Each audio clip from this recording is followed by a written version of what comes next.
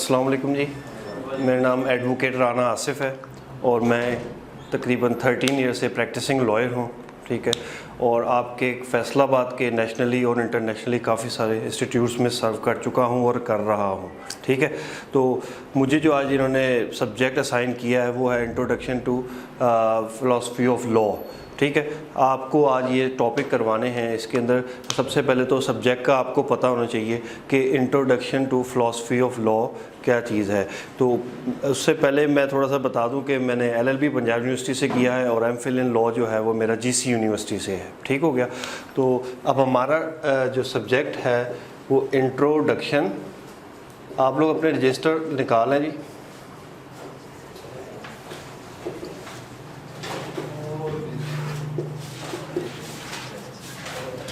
ये सब्जेक्ट होगा जी हमारा introduction to philosophy of law.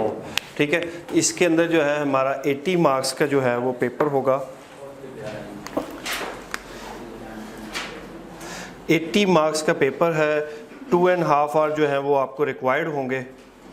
ठीक है, तो अटेंटिव होके क्लास लें, इंशाल्लाह ताला आपका टाइम ज़ाया नहीं होगा।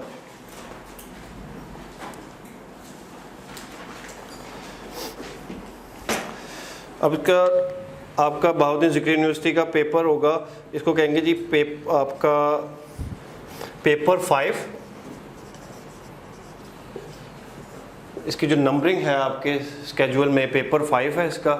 इसके जो अलाउड टाइम होगा आपको 2 1.5 यानी कि तकरीबन 2.5 घंटे का टाइम होगा। और इसके अंदर जो आवर्स हैं ये, ठीक है, और इसके अंदर आपको मार्क्स जो अलाउड होंगे, मार्क्स कितने होंगे जी 80 का। सही, सब्जेक्टिव टाइप जो है वो 80 का होगा, ऑब्जेक्टिव है वो आपका 20 का होगा। तो ये थोड़ा सा स्केच था जी पेपर का कि भी इसके अंदर कितने मार्क्स होंगे, कितने जो है वो टाइम आपको रिक्वायर्ड होगा और कितने इसके अंदर जो है वो पोर्शन होंगे। तो इसके अंदर तकरीबन नियर अबाउट आपको 7 क्वेश्चंस आएंगे पेपर में। आपको 7 क्वेश्चन आएंगे। 7 में से आपने कोई से भी 4 क्वेश्चन जो है वो अटैम्प्ट करने पड़ेंगे। इट्स मीन कि if you have to attempt 4 question तो आपको एक, अब फॉर एग्जांपल आपके पास 2.5 घंटे हैं तो मेरे हिसाब से, मेरी कैलकुलेशन के हिसाब से आपको तकरीबन 35 मिनट्स जो हैं आपको ऊपर क्वेश्चन को देने पड़ेंगे आपको। ठीक है, 35 मिनट पर क्वेश्चन के लिए रिक्वायर्ड होंगे। पेपर अटैम्प्ट करने का भी आपको बता रहा हूँ कि स्टूडेंट मोस्टली ये करते हैं कि अभी भी जो है पंजाब यूनिवर्सिटी के पेपर्स, मेरे स्टूडेंट्स काफ़ी सारे आज उनका पेपर था। ठीक है, तो इस्लामिक जूरिस्प्रूडेंस का, तो वो यही कह रहे हैं कि सर हमने 35 मिनट्स में, उन्होंने 5 क्वेश्चन करने होते हैं, 35 मिनट्स में उन्होंने जो है वो क्वेश्चन एक अटैम्प्ट किया है। उससे ज़्यादा टाइम आपने एक सब्जेक्ट को, एक क्वेश्चन को नहीं देना। अगर उससे ज़्यादा टाइम दिया इट्स मीन कि आप अगले नेक्स्ट क्वेश्चंस का जो है ना मार्किंग वो ज़ाया कर रहे हो। ठीक है, उसका टाइम ज़ाया कर रहे हो, उस क्वेश्चन के साथ जो है आप लोग हक तलफी कर रहे हो। तो ये फ़िलासफ़ी ऑफ लॉ है। इसके अंदर कुछ हमारे कॉलेज ने जो है वो नोट्स जो है वो क्रिएट किए हैं, पूरी बुक बनाई है वो आपकी आसानी के लिए कि आप लोगों को डिफरेंट गाइड से या बुक से जो है आपको प्रॉब्लम ना हो। आपको बने बनाए पूरे फुल फ्लैज क्वेश्चन दे दिए गए हैं आपकी जो है नोटबुक, उसके अंदर जो कॉलेज की जो नोटबुक कह रहे हैं ना, ठीक है, उसके अंदर। तो इसमें सबसे पहले जो टॉपिक है वो मैं लिख देता हूँ कि history of rule of law, explain and learn the rule of law. History of rule of law. Question क्या होगा जी? History of rule of law, rule of law. और इसकी जो है आगे क्वेश्चन डीपली आपके डिटेली आपके जो है वो बुक्स में लिखा हुआ है। अब रूल ऑफ लॉ क्या होता है? पहले तो इसके कॉन्सेप्ट को समझना है कि what is meant by rule of law. फिर इसकी हिस्ट्री को देखेंगे कि कहाँ से इसकी डेवलपमेंट हुई। तो अगर उर्दू में सिंपली जो है इसका हम ट्रांसलेशन करना चाहें तो रूल ऑफ लॉ का क्या मतलब हो गया कि कानून की हुक्मरानी, कानून की बालादस्ती। ठीक है, ऑफ लॉ। सबसे पहले आप लॉ के तो आपको पता होना चाहिए जी कि लॉ का क्या मतलब है। Do you know the meaning of law? Law ना आप लोग पता होना चाहिए आप लोगों को कि what is meant by law. जी आगे, अब लॉ क्या है? Law is rules plus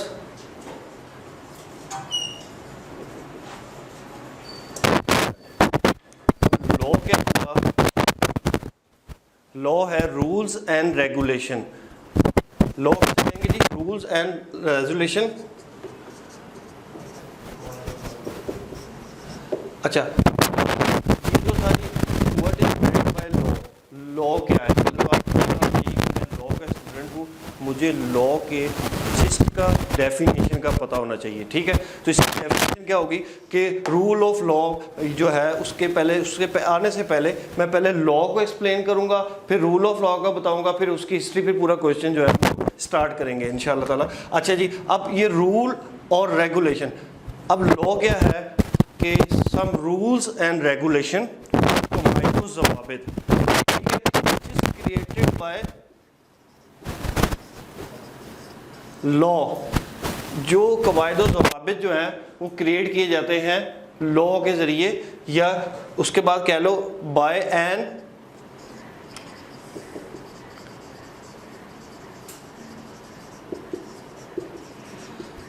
rule of law में क्या हुआ, सम रूल्स एंड रेगुलेशन लिखे, रजिस्टर्स पे लिखे डेफिनेशन। आप अगर लॉ के स्टूडेंट हो तो you should know the meaning of law, ठीक है।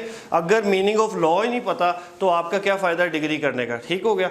आपको पता होना चाहिए कि लॉ क्या है। लॉ क्या है जी, rules and regulation, some rules and regulation. अगर इसको एक डेफिनेशन में बनाना चाहूँ तो मैं पहले पॉइंट्स लिखवा रहा हूँ कि लॉ के पॉइंट्स क्या है। कि पहला तो है कि rules and regulation created by law, ठीक है, बाय एन इंडिपेंडेंट स्टेट्स, और किसके लिए बनाए जाते हैं,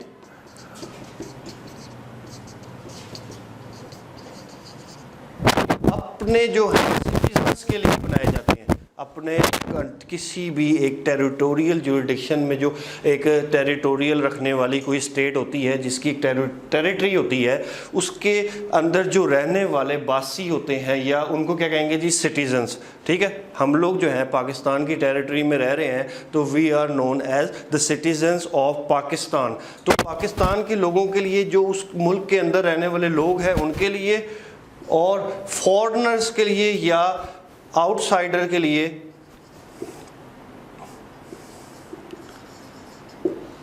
आउटसाइडर के लिए लॉ बनाए जाएंगे, ठीक है।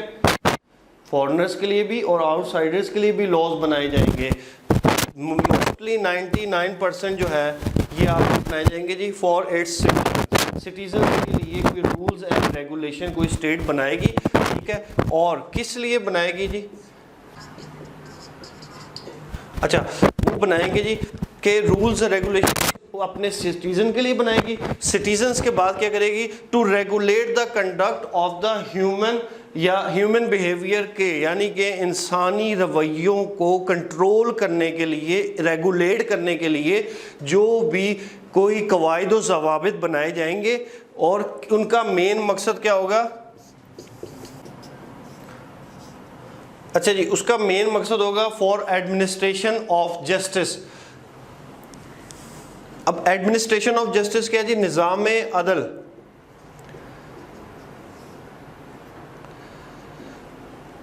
निज़ाम अदल को चलाने के लिए, बहाल रखने के लिए, एप्लीकेबिलिटी करने के लिए जो रूल्स एंड रेगुलेशन बनाए जाएंगे।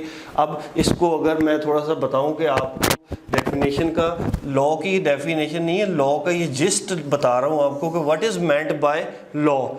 अब इसको अगर हम एक पैराग्राफ की सूरत में लिखेंगे तो ये लॉ का एक शॉर्ट सा ब्रीफ इंट्रोडक्शन हो जाएगा, ठीक है। क्या हुआ जी, सम रूल्स एंड रेगुलेशन, कुछ कवायद व ज़वाबित, ठीक है, क्रिएटेड बाय लॉ, लॉ के ज़रिए बनाए जाते हैं। कवायद व ज़वाबित क्यों बनाए जाते हैं और किसके ज़रिए बनाए जाते हैं, by an independent state. Independent state किसे कहते हैं जी, जो एक खुद मुख्तार आज़ाद रियासत हो। ग़ुलाम रियासत, डिपेंडेंट स्टेट जो है वो अपने रूल्स एंड रेगुलेशन नहीं बना सकती, वो किसी के ताबे होती है, ठीक है। जैसे कि यूनाइटेड स्टेट है, या आपके क्या कहें कि यूके है, यूनाइटेड किंगडम है, यूएई है, तो उनका मेन हेडिंग जो है वो सॉवरन जो है वो बनाएगी रूल एंड रेगुलेशन, ठीक है, वो एप्लीकेबल मेन लॉज वो बनाएगी। फिर उसके बाद सबऑर्डिनेट लेजिस्लेशन कहते हैं उसको, मातहत अथॉरिटी दे दी जाती है कि वो कानून साजी मातहत भी कर सकती है। लेकिन मैं भी आपको मेन बता रहा हूँ कि जो एक इंडिपेंडेंट स्टेट होगी, अभी सिर्फ पाकिस्तान की एग्जांपल लेते हैं। पाकिस्तान की एग्जांपल लें कि एक पाकिस्तान की टेरिटरी है, एक नक्शा है, इसकी बाउंड्रीज़ है। बाउंड्रीज़ के कहेंगे जी ये एक इंडिपेंडेंट स्टेट है क्योंकि इसके ऊपर किसी की कोई इंटरफेरेंस नहीं है, ना किसी कंट्री की ना किसी और अथॉरिटी की। ठीक है, इसको पूरा पाकिस्तान की एक इंडिपेंडेंट आज़ाद खुद मुख्तार रियासत, इंडिपेंडेंट स्टेट को क्या कहेंगे जी, आज़ाद एंड खुद मुख्तार रियासत। तो आज़ाद और खुद मुख्तार रियासत ऐसे रूल्स एंड रेगुलेशन बनाएगी, और बनाएगी किसके लिए, अपने सिटीजन्स के लिए या आउटसाइडर्स के लिए। सिटीजन्स कौन हो गए, जो हम इसमें रहने वाले बासी हैं, नेशनल हैं जो उस कंट्री के, और आउटसाइडर कौन हो गए, जो कि उसके नेशनल ना हो लेकिन बाहर के कंट्री से आए हो। ठीक है ना। अब देखें कि पूरी दुनिया का निज़ाम जो है वो लॉ पे चल रहा है। विदाउट लॉ जो है पूरी दुनिया का निज़ाम नहीं चल सकता। सूरज का निकलना, चांद का निकलना, ठीक है, उसके बाद बीज डालेंगे तो पौधा उगेगा। ठीक है, इस तरह मद्दो जज़र, यानी कि जैसे आप कहते हैं कि हमारी वेव्स आती हैं, समुद्र की जो लहरें होती हैं, वो सारा निज़ाम के तहत चलता है, किसी कानून के तहत चलता है। तो कानून के बगैर क्या होता है, जंगल का कानून होता है। अब कानून अगर नहीं है ना तो वहाँ पे क्या होगा, जंगल का लॉ होगा, जिसकी लाठी उसकी भैंस, जिसके पास पावर होगी तो वही जो है वो कंट्रोल करेगा। इसलिए एक इंडिपेंडेंट स्टेट कुछ रूल्स एंड रेगुलेशन बनाती है अपने रहने वालों के लिए, और रहने वालों के लिए किस लिए बनाती है, to regulate the conduct of human behaviour. Regulate, चलाना, रेगुलेटर जैसे होता है ना आपका इसका पंखे का कह लें, वो रेगुलेट करता है अपने हिसाब से उसको। आप ये एक्सीलेटर बाइक का है या गाड़ी की रेस है तो उसको जितना आप दबाएंगे उस हिसाब से वो चलेगा, स्पीड लो, स्लो, हाई, जिस तरह मर्जी करें। इसी तरह लॉज और रूल्स और रेगुलेशन बनाए जाते हैं क्या करने के लिए, कि सिटीजन्स के कंडक्ट को, लोगों के रवैये को कंट्रोल करने के लिए। अगर लोगों का रवैया एक स्टेट कंट्रोल ना करे तो फिर जो क्या होगा कि आ जाए, लोगों का रवैया अगर एक स्टेट कंट्रोल ना करे कोई रूल एंड रेगुलेशन के ज़रिए, तो फिर वो स्टेट क्या होगी, जंगल का कानून होगा कि जो मर्ज़ी चाहे मर्डर कर दे, जो मर्ज़ी चाहे जो है वो कोई भी लॉ ब्रेकिंग कर दे, वो चोरी कर ले, डकैती कर ले, वो किसी का इन्फ्रिंजमेंट ऑफ राइट कर ले, किसी की हक तलफी कर दे, या कोई भी जो है स्टेट तो होगी लेकिन अगर वहाँ पे लॉ नहीं होगा तो वो फिर एक जंगल ही बन जाएगा। वहाँ पे एक जो ह्यूमन कंडक्ट, मैंने बात बता रहा हूँ बार बार कि रेगुलेट द ह्यूमन कंडक्ट, इंसानी रवैये जो हैं उनको रेगुलेट नहीं किया जा सकेगा क्योंकि वहाँ पे रूल्स एंड रेगुलेशन नहीं होंगे। जब रूल्स एंड रेगुलेशन नहीं होंगे तो लोगों के अंदर सेंस ही नहीं होगी कि ये काम अच्छाई है या बुराई है, करना है या नहीं करना। इसलिए एक इंडिपेंडेंट स्टेट कुछ कवायद व ज़वाबित बनाती है, और किस लिए बनाती है, वो अपने अंदर रहने वाले कंट्री के अंदर, टेरिटरी स्पेशल बाउंड्री के अंदर रहने वाले सिटीजन्स के रवैयों को उनके रेगुलेट करने के लिए, चलाने के लिए, उनके conduct of the human behaviour, लोगों के रवैये को एक सिस्टमाइज तरीके से एक लॉ के तहत चलाने के लिए जो भी रूल्स एंड रेगुलेशन बनाए जाते हैं उसे कहेंगे कि जी वो लॉ है। ठीक है, और कौन बनाती है और किस चीज़ के लिए बनाया जाता है, एडमिनिस्ट्रेशन ऑफ जस्टिस के लिए। एडमिनिस्ट्रेशन लास्ट पॉइंट के लिखा है, फॉर एडमिनिस्ट्रेशन ऑफ जस्टिस, निज़ाम अदल को बरकरार और बहाल और चलाने के लिए, अदल का निज़ाम कायम करने के लिए।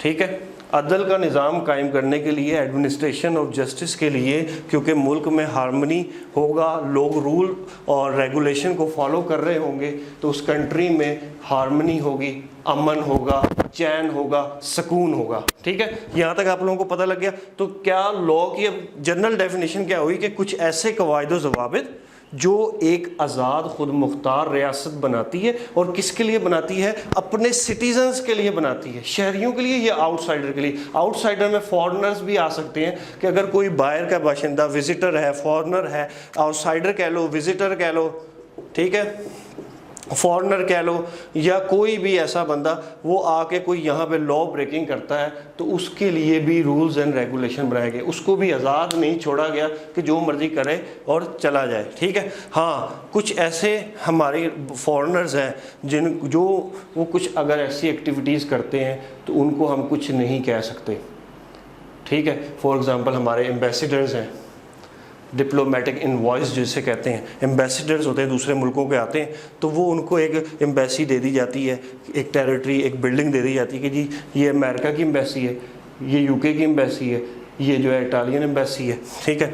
तो अब वो एम्बेसी वाले अपनी एम्बेसी में बैठ के जो मर्ज़ी लीगल या इलीगल एक्ट करें, हम उनको जो है ना वो आंसरेबल नहीं है हमारे कंट्री के सामने, क्योंकि वो हमारे गेस्ट हैं, ठीक है। उनको एक छोटी सी जो बिल्डिंग है ना, वो बिल्डिंग वो समझते हैं कि वो इंडिपेंडेंट स्टेट है। बिल्डिंग को क्या कहेंगे, वो जो एम्बेसी है वो इंडिपेंडेंट स्टेट है, इसलिए उनके ऊपर रूल्स एंड रेगुलेशन जो है वो एप्लीकेबल नहीं होंगे। चाहे वो रॉ के एजेंट हों, वो बैठे हुए हों वहाँ पे, जो मर्ज़ी करें इंडियन उसके एम्बेसी के अंदर, हम लोग उन्हें कुछ नहीं कह सकते, क्योंकि रूल्स एंड रेगुलेशन के तहत वो इंडिपेंडेंट स्टेट बन जाती है जो एम्बेसी होती है। लेकिन हमारा टॉपिक है कि what is meant by law. Law क्या हुआ, बार बार इसलिए रिपीट कर रहा हूँ ताकि ये चीज़ आपको पता लग जाए। लॉ के स्टूडेंट हो, आपसे कोई पूछ ही लेता है कि कानून का मतलब क्या है। कानून का मतलब है जी कोई भी ऐसे कवायद व ज़वाबित जो एक खुद मुख्तार रियासत बनाती है, और किस लिए बनाती है, अपने सिटीजन्स के लिए, और उसका मकसद क्या होता है कि एडमिनिस्ट्रेशन ऑफ जस्टिस के लिए, निज़ाम अदल को बहाल रखने के लिए, और उन रूल्स एंड रेगुलेशन के ज़रिए इंसानी रवैयात को जो है वो कंट्रोल किया जाता है। कंडक्ट ऑफ ह्यूमन जो है वो बिहेवियर को कंडक्ट करने, उनको कंट्रोल करने के लिए, उनको चलाने के लिए। जैसे हम यहाँ बैठे हैं, किसी का दिल चाहेगा जी मैं जाके फायर मार दूँ, मैं जाके आग लगा दूँ, नहीं। ये कंडक्ट जो इंसान का रवैया, रुझान, जो इंसान की थिंकिंग है, उसको कंट्रोल करने के लिए, रेगुलेट करने के लिए कुछ रूल्स एंड रेगुलेशन बनाए जाते हैं। अब जब इन रूल्स एंड रेगुलेशन की वायलेशन होगी या इनकी ब्रेकिंग होगी तो उसे क्राइम कहेंगे, क्राइम होगा, या फिर उसको इन्फ्रिंजमेंट ऑफ राइट्स कहेंगे, हकूक़ की हक तलफी। जब दो काम होंगे, violation of the rules and regulation होगी, और सेकंड थिंग होगी कि कोई भी ब्रेकिंग ऑफ लॉ, इन रूल्स को तोड़ा जाएगा या इन्फ्रिंजमेंट ऑफ राइट्स होंगे, तो उसके बाद क्या बन जाएगा जी, एक कानून की ब्रेकिंग हुई है, लॉ ब्रेकिंग हुई है। जब लॉ ब्रेकिंग होगी तो फिर स्टेट जो है वो एक्टिव हो जाएगी, इंडिपेंडेंट स्टेट क्या हो जाएगी, एक्टिव हो जाएगी। क्यों एक्टिव होगी कि उसने उस लॉ ब्रेकिंग को रोकना है, ताकि human conduct, regulate the human conduct, लोगों के रवैये को रेगुलेट किया जा सके, क्योंकि निज़ाम अदल भी तो उसने बहाल रखना है माशरे में। इसलिए निज़ाम अदल को बहाल रखने के लिए वो एक्टिवेट होगी, फिर वो अपनी फ़िज़िकल फ़ोर्स के ज़रिए। फ़िज़िकल फ़ोर्स स्टेट की क्या होती है, फ़िज़िकल फ़ोर्स होती है जनाब आपकी आर्मी, कोई भी हमारी जो है आर्म फोर्सेस, कोई भी होगी, पुलिस हो गई, एजेंसीज हो गई, आर्मी हो गई, तो ये इनको यूज़ करके वो लॉ, रूल्स एंड रेगुलेशन को जो है वो एप्लीकेबल करवाया जाता है। ठीक है, अब थोड़ा सा आपको कॉन्सेप्ट समझ में आया होगा कि what is meant by law. अब पता लगा लॉ क्या था, इसको नहीं भूलना। जब इसकी ब्रेकिंग होगी तो उसे कहेंगे जी क्रिमिनल एक्ट हुआ है, और उसके लिए फिर कानून और स्टेट जो है वो हरकत में आएगी, और जो भी रॉन्ग डूअर है या कोई भी लॉ ब्रेकर है उसके ऊपर जो है वो अपने रूल्स एंड रेगुलेशन के हिसाब से उसे पनिश करेगी या उसे फ़ाइन करेगी। ठीक है, ये पनिशमेंट और फाइन, ये बताऊंगा क्या डिफरेंस होता है इसके अंदर।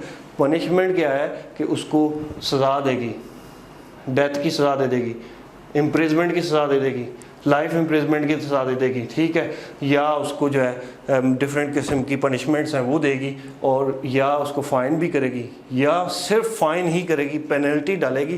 पेनल्टी किस सूरत में डालेगी कि उसने कोई ऐसा हीनियस ऑफेंस ना किया गया हो, सिर्फ इन्फ्रिजमेंट ऑफ राइट हो, लोगों के हकूक़ को छीना हो।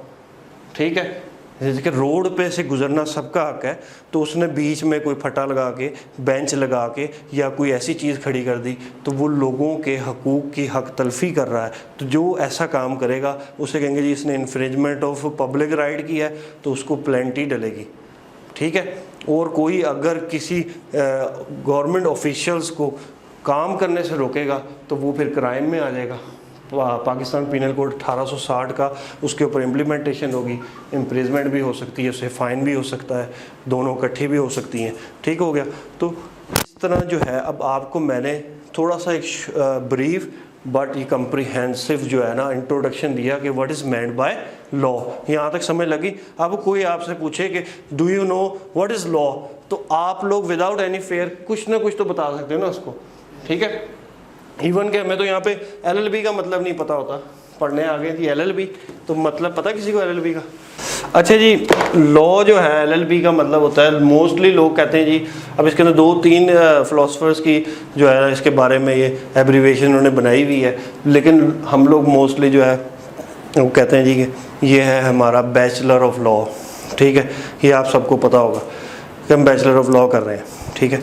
लेकिन LLB का मतलब होता है लीगल लेजिटम बैचलर, ये लैटिन वर्ड है, लीगल लेजिटम बैचलर। वो टॉपिक नहीं है, वैसे जस्ट मैं बता रहा हूँ आपको पता होना चाहिए, लॉ के स्टूडेंट हो। अब जब तक आपको किसी स्टेट के रूल्स एंड रेगुलेशन का पता होगा और ना ही होगा तो फिर आपकी जो है उस पर सर्जनिश होगी, आपको पेनल्टी और फाइन होगा। अगर पता होगा तो आप एक प्रोडक्टिव शहरी बन सकते हो, रिस्पॉन्सिबल शहरी बन सकते हो। इसलिए तो कहते हैं कि लॉ जो है, जब तक आपको अपने राइट्स का पता ना हो तो आप दूसरों को कैसे राइट लेके दोगे। तो राइट्स का पता हो और रूल्स का पता हो, रेगुलेशंस का पता हो कि यार मैंने जो है ट्रैफिक सिग्नल नहीं तोड़ना। अब वो कहते हैं कि ignorance of law is no excuse, कि लॉ की इग्नोरेंस, हमें पता नहीं था ये जो है ट्रैफिक आ रही इधर से जाना है 1 वे के 2 वे, नहीं, ये आपकी गलती है। आपको पता होना चाहिए कि 2 वे और 1 वे का क्या कॉन्सेप्ट है। रेड लाइट पे रुकना है, ग्रीन लाइट पे जाना है, ठीक है, ऑरेंज लाइट पे स्टार्ट करना है अपनी पोजीशन को कि भाई अब जाने के लिए तैयार हो जाएं, ठीक है, और रेड पे रुक जाना है। अब आपको मुझे पता था रेड पे रुकना है, तो ये आपका कसूर है, स्टेट का नहीं। स्टेट ने तो जगह जगह लिख के लगाया हुआ है, बताया हुआ है। इसलिए पूरी दुनिया में लॉ स्टूडेंट को ज़्यादा वेटेज, वैल्यू और रिस्पेक्ट मिलती है, क्योंकि उन्होंने लॉ को पढ़ा होता है, लॉ को समझा होता है, वो एक ज़्यादा अच्छे रिस्पॉन्सिबल शहरी होते हैं, ठीक है। अगर सारे ही ज़ेब्रा क्रॉसिंग पे बाइक लगा के, गाड़ियाँ लगा के खड़े हुए हैं, तो आप लोगों का बीइंग ए लॉ स्टूडेंट ये फ़र्ज़ बनता है कि आप ज़ेब्रा क्रॉसिंग के पीछे एक लाइन जो है उससे पहले पीछे खड़े हो, ताकि डिफरेंस फाइंड आउट हो सके, डिफरेंस रिकॉग्नाइज हो सके कि आप लॉ नोइंग पर्सन हो। वो सारे जो है वो लॉ को नहीं जानते, उन्हें नहीं पता कि ज़ेब्रा क्रॉसिंग क्या होती है, ठीक है। आप लोग भी ऊपर जाके खड़े हो जाते हो। इस पे भी ये लॉ ब्रेकिंग है, रूल्स एंड रेगुलेशन है। मेरा जो है फर्स्ट टाइम ज़िंदगी में जब मैं ICOM में था, इंटर में, तो मैंने भी ऐसे किया था। उस वक्त मुझे पेनल्टी पे करनी पड़ी थी इसी बात पे कि मैं ज़ेब्रा क्रॉसिंग पे खड़ा था। उस वक्त नहीं पता था, लेकिन पता होना चाहिए। रूल्स एंड रेगुलेशन का आपको जब पता चलेगा तो आप एक अच्छे शहरी बन सकते हो और लॉ पे भी अमल करोगे और दूसरों के भी राइट्स को इंश्योर करवा के दोगे, ठीक हो गया। अब आए थे जी, रूल ऑफ लॉ क्या है? रूल ऑफ लॉ है जी कानून की हुक्मरानी, कानून की बालादस्ती, ठीक हो गया। छोटा सा शॉर्ट इंट्रोडक्शन दिया था लॉ का। अब जो है वो हम अपने टॉपिक की तरफ चलते हैं। टॉपिक वो भी लॉ से ही रिलेटेड था, ठीक है। अब ये कि रूल ऑफ लॉ, कानून की बालादस्ती, कानून की हुक्मरानी, ठीक है। इसका मीनिंग पता लग गया, ताकि आपको सब्जेक्ट का भी पता लगे कि introduction of philosophy of law है, ठीक है। उसमें पहला टॉपिक था कि history of rule of law, कानून की बालादस्ती, रूल ऑफ लॉ के सबसे ऊपर कानून है, सब उसके अंडर है। कोई बादशाह हो, अमीर हो, गरीब हो, ठीक है ना, तो सब उसके अंडर है। इसलिए तो हजूर सल्लल्लाहु अलैहि वसल्लम ने फरमाया था कि एक चोर आई औरत उनके दरबार में, तो उनके पास पेश हुई, तो उसका नाम भी फातिमा था। उन्होंने ऑर्डर दिया जी इसके हाथ काट दो।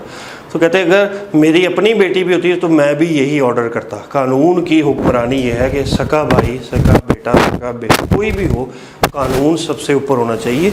Everyone is equal in the eye of law, कानून की नज़र में हर एक इक्वल है, इसे कहते हैं जी। और ये रूल ऑफ लॉ का, अब देखें हमारा जो है, मैं डिफरेंट कंट्रीज़ में रह कर आया हूँ, वहाँ पे भी टीचिंग की, तो अब वहाँ पे हम लोगों के कंडक्ट को कंट्रोल किया जाता है, रूल्स एंड रेगुलेशन को फॉलो करवाते हैं वो लोग स्ट्रिक्टली, ठीक है। मैं यूएई में था तो मैंने टिन कैन जो होता है वो पी के ऐसे फेंकने लगा, तो मुझे फटाफट जब दोस्त था उसने रोका, यार वो देखो पुलिस शुरते खड़े हुए हैं, तो वो मुखालफा 500 दिरहम का डाल देंगे आपके ऊपर कि वहाँ पे रूल्स एंड रेगुलेशन है कि सड़क पे टिन पैक नहीं फेंकना, ठीक ठीक है। फर्स्ट टाइम मैं गया तो वो हमने डस्टबिन में फेंका, तो वहाँ पे हम जाके इंसान बन जाते हैं। पूरी बाहर की यूरोपियन कंट्रीज़ में भी, किसी भी फॉरेन कंट्रीज में जाएं तो वहाँ पे जाके हमें रूल्स एंड रेगुलेशन को फॉलो करना पड़ता है। तो यहाँ पे रूल्स एंड रेगुलेशन का जो है वो थोड़ा सा फुकदान है उसकी एप्लीकेबिलिटी का, ठीक है। इन्फोर्सिबिलिटी का, एप्लीकेबिलिटी का थोड़ा सा यहाँ पे मसाइल चल रहे हैं। इसी वजह से हमारा जो है माशरा बहुत एक पस्त हालत में है, कंट्रोलेबल नहीं है। जिसका जहाँ दिल चाहता है वो थूक देता है, जहाँ दिल चाहता है कचरा फेंक देता है, जहाँ दिल चाहता है सड़क पे गाड़ी पार्क कर देता है, ठीक है। तो रूल ऑफ लॉ का ये कॉन्सेप्ट है कि कानून की जो है वो बालादस्ती होनी चाहिए, कानून की हुक्मरानी होनी चाहिए, कानून के ऊपर एप्लीकेबिलिटी होनी चाहिए। पूरी एक स्पेशल जुरिडिक्शन पे, टेरिटोरियल जुरिडिक्शन जो होती है, एक पूरी टेरिटोरियल जुरिडिक्शन किसे कहते हैं कि फॉर एग्जाम्पल जो भी मैप है उसके अंदर टेरिटोरियल जुरिडिक्शन, ये पाकिस्तान की for example same to same, तो मैंने ड्रॉ नहीं किया, एक स्केच दिया आपको। तो ये जो बाउंड्रीज होंगी ये टेरिटोरियल जुरिडिक्शन है, ठीक है। इसके अंदर जो है 3 किस्म की जुरिडिक्शंस आ जाएंगी। कितनी किस्म की आ जाएंगी? 3 किस्म की। आर्मी भी 3 किस्म की है ना हमारे पास, नेवी जो इसके साथ साथ सीज लगते हैं, वो जो है वो हमारी वो भी टेरिटोरियल जुरिडिक्शन है। बेशक वो हमारे बाउंड्री से बाहर है, लेकिन वो भी पाकिस्तानी की जुरिडिक्शन में कुछ हमारा सी एरिया आता है, उसको हमारी नेवी जो है वो प्रोटेक्ट करती है। उसके बाद ये जो बाउंड्रीज हैं, इन बाउंड्रीज को आर्मी जो है वो प्रोटेक्ट कर रही है, ठीक है। आर्मी विल प्रोटेक्ट दीज, जो ज़मीनी आर्मी है ना, ज़मीनी फ़ौज, और जो इसके ऊपर, इन दोनों के ऊपर ये भी और ये भी एयर है, हवा है, तो उसको एयर फोर्स जो है वो प्रोटेक्ट करी। फ़ज़ाई हदूद में दाखिल हो जाना, कहते हैं ना कि फ़लाने जो इंडिया के तैयारे थे जी हमारी फ़ज़ाई हदूद में दाखिल हो गए, आपको पता ही होगा। तो उसके अंदर क्या है जी कि वो हमारी टेरिटोरियल जुरिडिक्शन है। अब 3 जगह गवर्नमेंट ने अपनी रिट कायम की हुई है, तीनों जगह पे अपना रूल ऑफ लॉ जो है वो निज़ाम अदल को बरकरार रखने के लिए कानून की बालादस्ती को उन्होंने जो है एप्लीकेबल कराया हुआ है थ्रू इट्स फिज़िकल फोर्स। अपनी जो है कितनी फिज़िकल फोर्स है। फिज़िकल फोर्स स्टेट की क्या होगी, अभी बताया था मैंने, आर्म फोर्सेस होंगे, ठीक है। उसके बाद आर्म फोर्सेस में कोई एजेंसीज हैं हमारी, आर्म फोर्सेस हैं, पुलिस है, आर्मी है, ये सारे जो है हमारी फिजिकल फोर्स है। तो अब history of rule of law जो है उसके अंदर जो है फेमस सेइंग, अब इसके अंदर थोड़ा सा चाह रहा था कि आपको पॉइंट्स में करवाऊँ, ठीक है। तो अब नोट्स तो आई थिंक सबके पास होंगे। अब देखें हम लोग पढ़ रहे हैं ब्रिटेन के जो लॉज हैं, रोमन लॉज या ब्रिटिश के लॉज को हम लोगों ने फॉलो किया है, क्योंकि इंडो पाक जो था, सब कॉन्टिनेंट था, उसके अंदर हमने जो है वो एक ब्रिटेन के अंडर बहुत अरसे रहे हम लोग, काफ़ी कई सौ साल रहे, near about more than 200 years जो है वो ब्रिटिश के अंडर रहे, ठीक है। तो अब ब्रिटिश के अंडर आने से हमारे पास जो रूल एंड रेगुलेशन थे वो हमने उनके ही अडॉप्ट किए मोस्टली, दोनों कंट्रीज़ ने।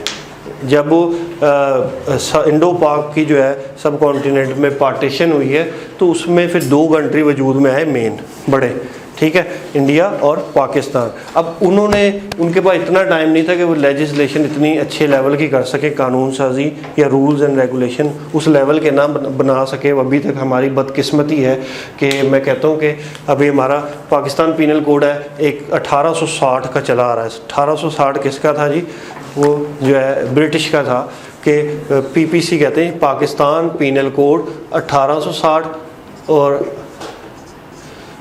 इंडियन पीनल कोड वो भी यही सेम है, सिर्फ नाम ही चेंज किए हैं, बड़ी हिम्मत करके नाम चेंज किए हैं। वो 150-200 साल पुराने कानून ही चले आ रहे हैं, लेकिन वो कानून इतने ज़बरदस्त थे कि इनको उसके अंदर थोड़ी सी एडिटिंग करनी पड़ी, वही चले आ रहे हैं। तो रूल ऑफ लॉ की बात हो रही है ब्रिटिश की। मैं हिस्ट्री की थोड़ी सी बात करना चाह रहा था, तो हिस्ट्री थोड़ी सी आपको बताई कि कानून की हुक्मरानी जो है वो कहाँ से चलेगी। उसके लिए सबसे पहले इसके अंदर जो है फेमस सेइंग क्या आती है कि मशहूर कहावत, फेमस सेइंग है, एक मशहूर कहावत है कि जो है king himself ought not to subject man, ठीक है, but subject to God and the law because the law makes himself king. कानून ने उसे लॉ बनाया है और बाहर की जो हमारे और जो है ब्रिटेन में कॉन्सेप्ट ऑफ गॉड है वो डिफरेंट क्यों है कि king can do no wrong, वो कहते हैं जी बादशाह जो होता है वो कोई गलती नहीं कर सकता, ठीक है, king can do no wrong. तो जो हम एक मुस्लिम स्टेट में कॉन्सेप्ट होता है कि अल्लाह कैन डू नो रॉन्ग, ठीक है, गॉड नहीं कहेंगे, अल्लाह कैन डू नो रॉन्ग। तो लेकिन यहाँ पे जो रूल ऑफ लॉ की बात कर रहे हैं, क्योंकि ब्रिटिश का पढ़ेंगे, इसकी हिस्ट्री पढ़ेंगे, रूल ऑफ लॉ होता क्या है, इसकी काइंड पढ़ेंगे, तो उसमें ही कहता है कि किंग जो है वो इट्स सेल्फ क्या है, ये सब्जेक्ट टू गॉड है। और उसके बाद वो कहता है कि God and the law, because the law makes himself king, law नहीं उसे कानून, लॉ ने उसे क्या बनाया है, किंग बनाया है, बादशाह बनाया है। ये इसकी थी फेमस सेइंग है। अच्छा, अब लिटरल मीनिंग, किसके लिटरल मीनिंग कह रहे हैं जी, कि रूल ऑफ लॉ के लिटरल मीनिंग जो है वो लिखते हैं। रूल ऑफ लॉ के लिटरल मीनिंग क्या है, जो एक लिटरेसी में, जो एक लिटरेचर में या डेफिनेशन या डिक्शनरी में इसके मीनिंग आते हैं, वो इसके आते हैं जी कि generally it's mean law really क्या लिखा हुआ, rules and justice should prevail. अच्छा, अब rules and justice should prevail, अब ये रूल ऑफ लॉ का एक बड़ा ज़बरदस्त किस्म का असूल है कि जी रूल ऑफ लॉ का एक मैक्सिम कह लें या कानून कह लें या एक सेइंग कह लें कि जनाब rules and justice should be prevail, rules वो प्रीवेल करेगा, rule and justice should be prevail, ठीक है। अब प्रीवेल क्या होता है, रूल्स होंगे, कवायद व ज़वाबित और इंसाफ होगा। प्रीवेल कहते हैं पहली तरजीह पे रखना, उसको एक कहते हैं टॉप प्रायोरिटी, सबसे ऊपर जो है प्रीवेल उसे कहते हैं कि जी कोई भी चीज़ आ जाए सबसे पहले कानून की हुक्मरानी को देखा जाएगा, इसे कहते हैं प्रीवेल करना। बाकी सब उसके अंडर, कोई भी चीज़ आ जाए कानून से ऊपर नहीं होगी, कानून के अंडर ही होगी। दिस इज़ कॉल्ड क्या, कि rules and justice must be prevail, justice इंसाफ सबसे ऊपर होना चाहिए, तभी तो एक ऑर्गेनाइज्ड और एक मुनज़्ज़म जो है वो माशरा जो है वो क्रिएट हो सकेगा, कि जब रूल ऑफ लॉ होगा। रूल ऑफ लॉ नहीं होगा तो फिर वही आपको बताया कि जंगल का कानून होगा और वो एक माशरा नहीं, एक भगदड़, एक भीड़ ही बन जाएगी और जंगल का कानून चलेगा। इसलिए history of rule of law Britain में क्या आएगी, पहले तो इसके मीनिंग थोड़ा सा बताया कि रूल ऑफ लॉ का क्या था, इंट्रोडक्शन था, उसके बाद इसका जो है वो लिटरल मीनिंग था। अब हमारे पास एक बड़ी फेमस डिक्शनरी होती है लॉ की, जैसे डिफरेंट जो है सब्जेक्ट्स की, डॉक्टरेट की या जो आप MBBS करते हैं, डॉक्टर बनते हैं, उनकी मेडिकल डिक्शनरी होती है।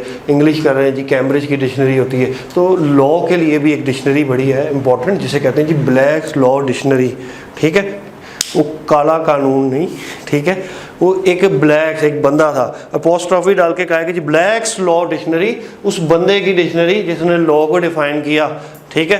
तो उसने मुख्तलिफ जूरिस से जो डेफिनेशंस मिली लॉ की वो लिखी हैं इसके अंदर डिक्शनरी में।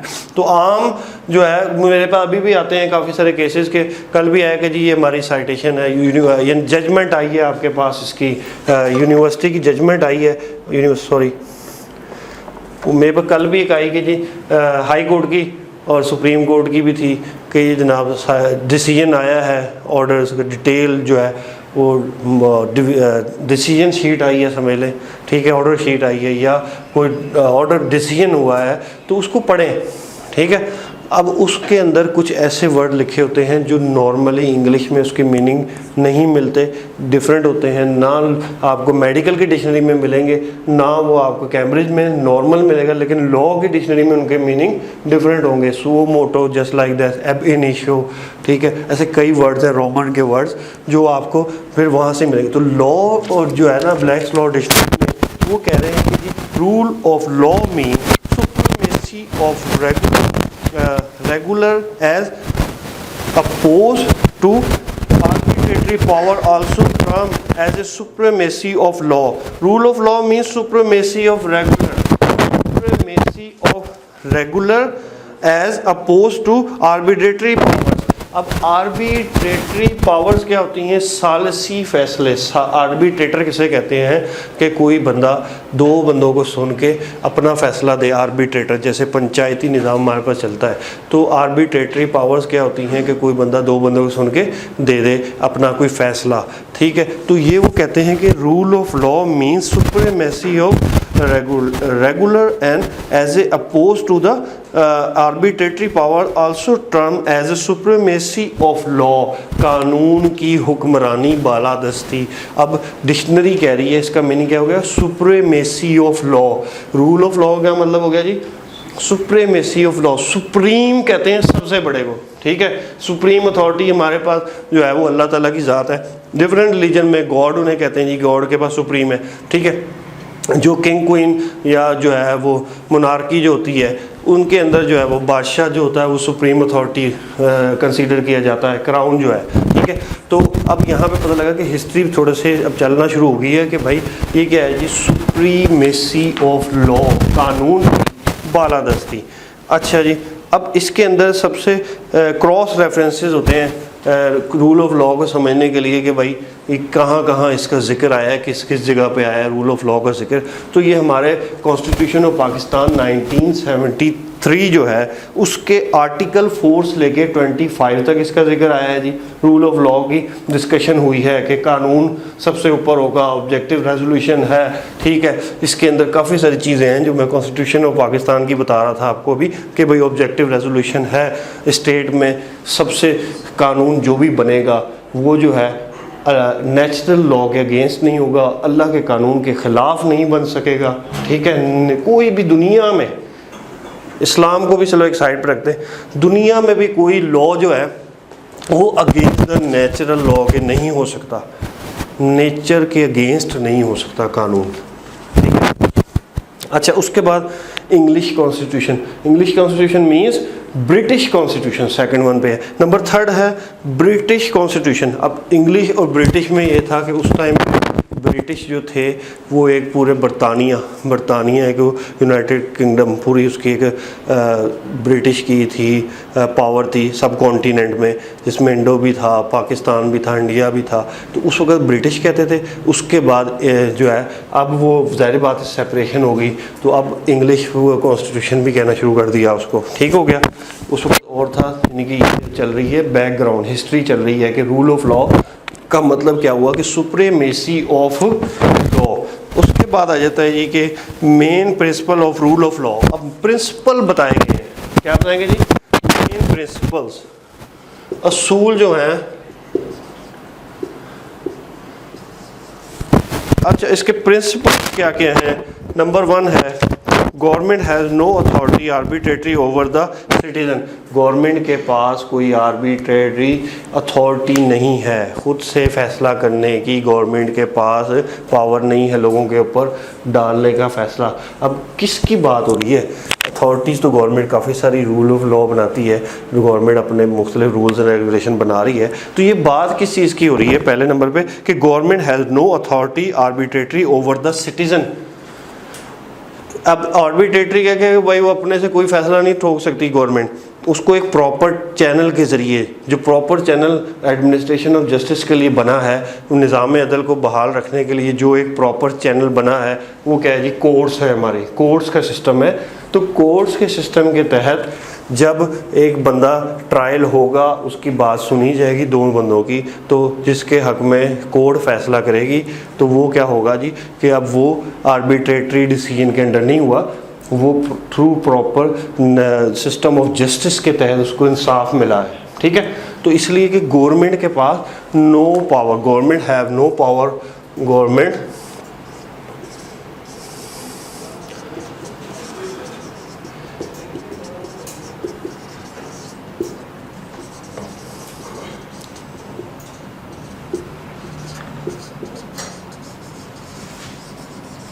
पीपल के ऊपर गवर्नमेंट जो है ना अथॉरिटी नहीं है।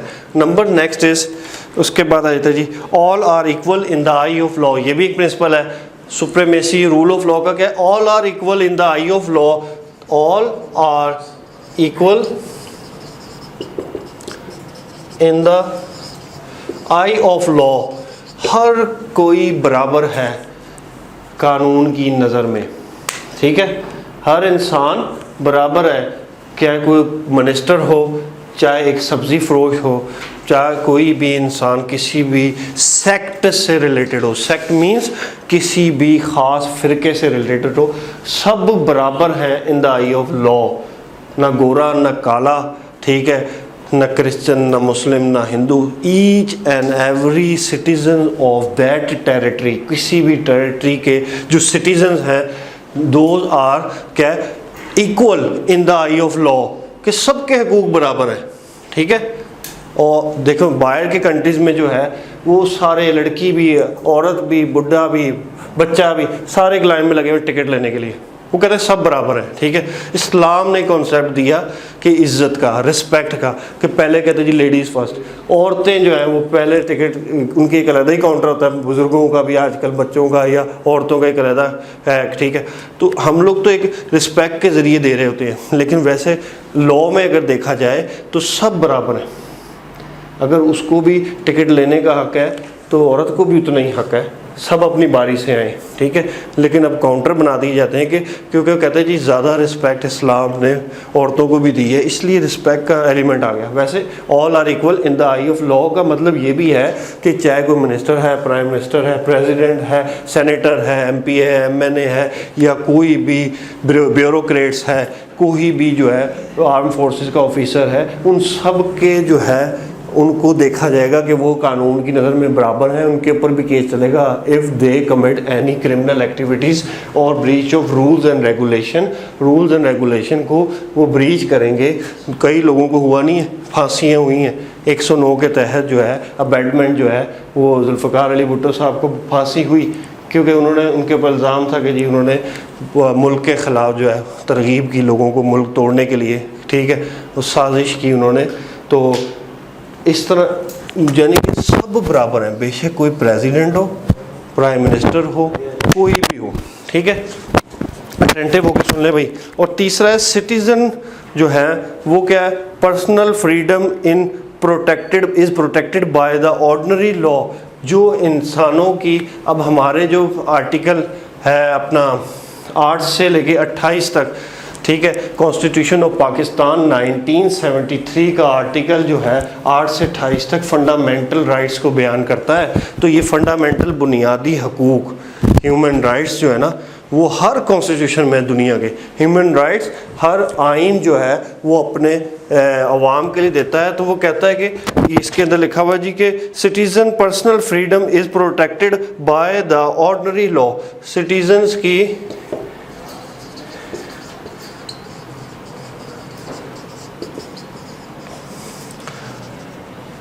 वो प्रोटेक्ट करती है आज़ादाना आज़ादी, जो सिटीज़न की आज़ादी है वो प्रोटेक्टेड बाय क्या होती है, लॉ होती है।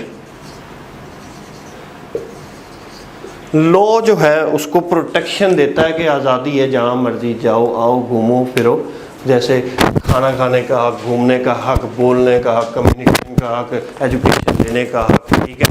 डिफरेंट 8 से लेके 28 तक आर्टिकल मैं बता रहा हूँ। कॉन्स्टिट्यूशन ऑफ पाकिस्तान 1973 जो 3rd कॉन्स्टिट्यूशन है पाकिस्तान का अब जो चल रहा है, उसमें जो है सिटीजन्स की पर्सनल फ्रीडम को प्रोटेक्शन दी गई है। मूवमेंट, राइट ऑफ मूवमेंट जो है उसे कहते हैं, ये हमारा 8 से 28 तक में एक राइट ऑफ मूवमेंट है, फंडामेंटल राइट्स की बात कर रहा हूँ, इसके अंदर फंडामेंटल बुनियादी हकूक़ है। तो राइट ऑफ मूवमेंट जो है वो उसके अंदर बताया गया है। तो कहता है कि कॉमन लॉ जो है या मुल्क का जो आम ऑर्डिनरी कानून है वो इसको जो है प्रोटेक्ट करेगा किसी भी सिटीजन्स की जो है पर्सनल फ्रीडम को, आज़ादी को। कैद करके कोई किसी को बेजार नहीं रख सकता सिवाय के लॉफुल जस्टिफिकेशन हो, कोई चोर हो उसे कैद कर सकता है, आम सिटीज़न भी, या कोई क्रिमिनल हो उससे आप आम सिटीज़न भी जो है कैप्चर कर सकता है। और क्योंकि उसको लॉ इजाज़त दे रहा है कि आपने प्राइवेट डिफेंस के तहत उसको जो है प्रोटेक्ट करना है, दूसरों अपने आप को प्रोटेक्ट करना है उससे, ठीक है,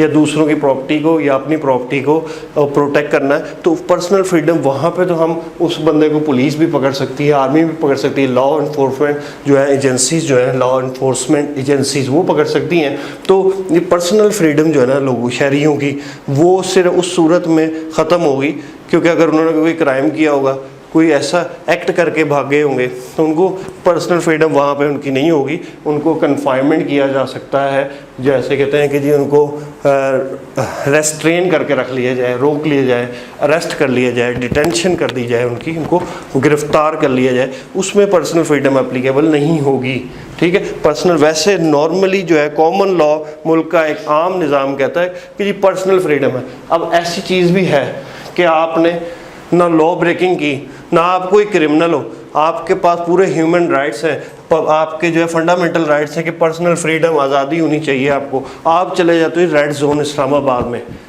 वहाँ नहीं एंटर हो सकते कि वहाँ पे कि पर्सनल फ्रीडम थोड़ी सी उन्होंने एक कंडक्ट की है, मॉनिटराइज की है कि वहाँ पे आप नहीं फ्रीली जा सकते। राइट ऑफ मूवमेंट जो आपका फंडामेंटल राइट है, आर्टिकल जो 8 से लेकर 28 बताए उसमें है, तो उसके अंदर नहीं ये एप्लीकेबल होगा क्योंकि वो हमारे जो है एम्बेसीज है वहाँ पे रेड जोन के अंदर, तो वहाँ पे आम बंदा नहीं जा सकता विदाउट एनी परमिशन लिए बगैर जो है he can't enter in that territory. तो वो वहाँ पे पर्सनल फ्रीडम जो है हमारी वो होगी, क्या होगी, मुतासर होगी। वैसे normally law of the land क्या कहता है कि पूरी पर्सनल फ्रीडम हर सिटीजन्स को हासिल है, शहरी को हासिल है आज़ादाना मर्जी। ये रूल ऑफ लॉ है, सुप्रीमेसी ऑफ लॉ। पीछे देखने से अच्छा है बोर्ड की तरफ देखो भाई, बोर्ड की तरफ देखेंगे ना तो ये चीज़ें आपको पेपर में काम आएंगी, आपकी अगली काम आएंगी। क्लास में आप आते हो ना, टोटल फोकस आपके स्टडी की तरफ होना चाहिए, वाइब्रेशन पे, बल्कि मैं तो कहता हूँ स्विच ऑफ कर देना चाहिए मोबाइल को, ठीक है। और टोटल अंडरस्टैंडिंग आप अगर करोगे तो आपको फिर इतना नॉलेज मिलेगा कि आपको फिर बुक्स की ज़रूरत नहीं रहेगी। जब आपके प्रेजेंस यहाँ पे होगी फिजिकल, और मेंटल प्रेजेंस जो है वो दुनिया के दूसरे कोने में घूम फिर रही होगी, मोबाइल यूज़ कर रही होगी इधर उधर, तो फिर आपको जो है अल्लाह ही मानेगा डिग्री कैसे कंप्लीट होगी। डिग्री कंप्लीट कर भी ली तो सॉरी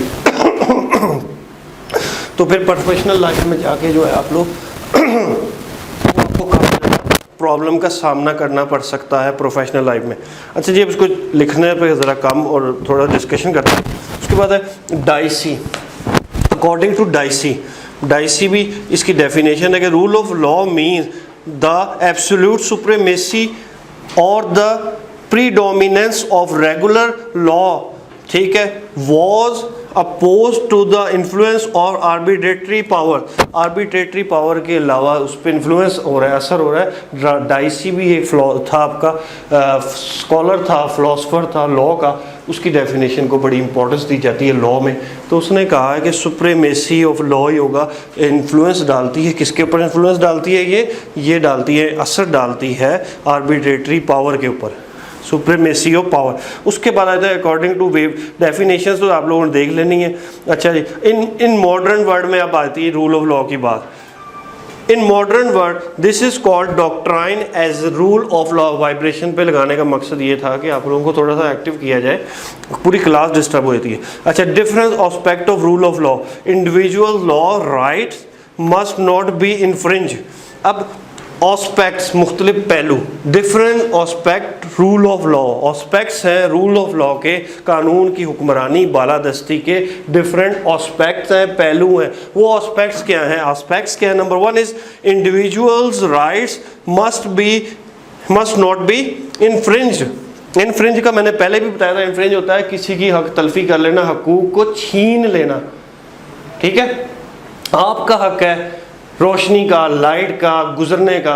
रोड पे कोई बाइक खड़ी कर दे, आपके दरवाजे के आगे ही खड़ी कर दे, तो आपके उसने इन्फ्रिंजमेंट ऑफ राइट की है, आपके गुजरने के हक को रोका है।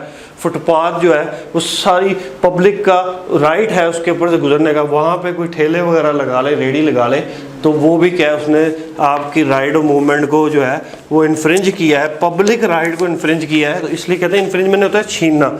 आफ्टर दैट है जी आपका can must be supreme not the arbitrary. ये जो है ना बड़ा इंपॉर्टेंट पॉइंट है, रूल ऑफ लॉ सुप्रीम होनी चाहिए, आर्बिट्रेटरी होनी चाहिए। हालांकि आर्बिट्रेशन एक्ट भी बना है, आर्बिट्रेटरी कोर्ट्स भी बनी है जिनमें जो है वो किसी वकील लॉयर की ज़रूरत नहीं होती, वो दोनों पार्टीज़ को जज खुद ही सुन के खुद ही उनके दरमियान जो है वो फैसला करवा देता होता है, तो वो भी बनी है। लेकिन वैसे commonly generally rule of law क्या बनेगा, रूल ऑफ लॉ कानून की हुक्मरानी। कानून की हुक्मरानी में बेसिक पॉइंट है कि जी ये सुप्रीम होनी चाहिए, कानून जो है वो सुप्रीम होना चाहिए, रूल ऑफ लॉ सुप्रीम होना चाहिए। Next is offender must be punish under the law. अब जो लॉ ब्रेकिंग है, अटेंटिव होके पढ़े भाई, अब लॉ ब्रेकिंग मैंने अब दो चीज़ें बताई थी मैंने आपको रूल ऑफ लॉ के लिए।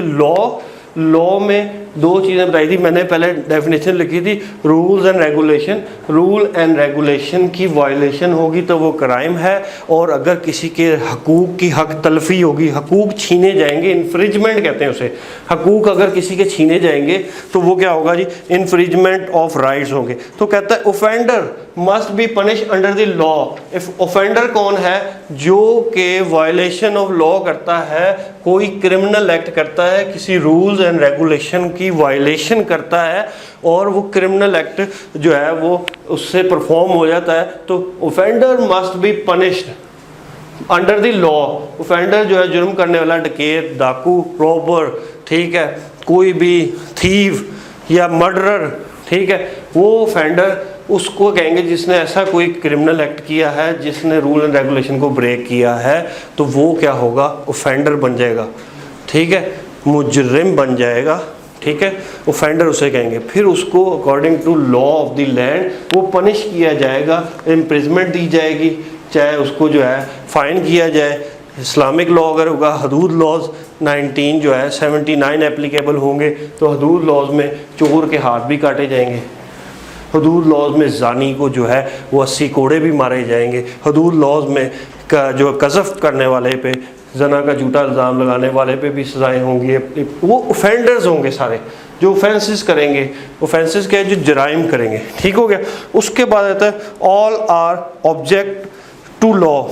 जितने भी object to law, all are सारे सिटीजन जो है वो ऑब्जेक्ट टू लॉ, लॉ का सब्जेक्ट है, लॉ उनके बारे में बना है, ठीक है, ना कि दीवारों के बिल्डिंगों के बारे में बना है। कानून इंसानों के लिए बना है, सिटीजन्स के लिए बना है, ठीक है। हाँ, कानून बिल्डिंग्स के लिए भी बना है कि बिल्डिंग्स जब इंसान से रिलेटेड हो जाए, तो अब देखें दरख्त जाके कोई जंगल वाले काट दें जंगल के दरख्त, तो कोई इसको नहीं पूछेगा। अगर वही जंगल, वही फॉरेस्ट जो है वो हमारा अंडर दी वो आ जाए, लॉ आ जाए, और हमारी फॉरेस्ट अथॉरिटी उसको ओन कर रही हो, तो फिर वहाँ दरख्त काटना भी गुनाह है, ठीक है। तो इसलिए रूल ऑफ लॉ, कानून की हुक्मरानी में सब जो है सब्जेक्ट मैटर है, सब कौन से, सिटीजन्स। उसके बाद आता है government must under the law. Government भी जो है वो लॉ के अंडर होगी, लॉ से अबव नहीं होगी। गवर्नमेंट खुद कोई पॉलिसी ऐसी नहीं बनाएगी जो लॉ से अबव हो, ठीक है। और उसके बाद आएगा रिफ्लेक्ट द सुप्रीमेसी और पार्लियामेंट।